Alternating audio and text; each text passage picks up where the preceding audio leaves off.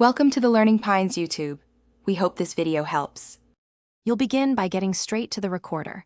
Open Jmeter, create a test plan, and add a thread group. Once done, add a recording controller inside that thread group so captured samplers land where you expect. Next, open the HTTPS test script recorder and assign a port like 8888. This is where Jmeter listens. Make sure to set the target controller to the recording controller and a save folder. Finally, install the Jmeter certificate in your browser. Without it, HTTPS traffic won't record properly. You now configure capture rules and begin recording. First, point your browser or mobile proxy to localhost and the recorder port, then enable SSL proxying with the Jmeter certificate you installed. Once connected, refine URL patterns, include your application domain, and exclude images, fonts, analytics to avoid noise.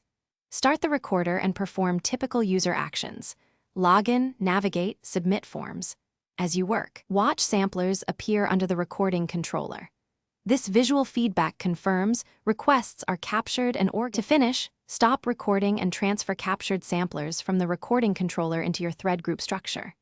You'll want to replace hard-coded values with CSV data or variables, insert timers, and add assertions to validate responses.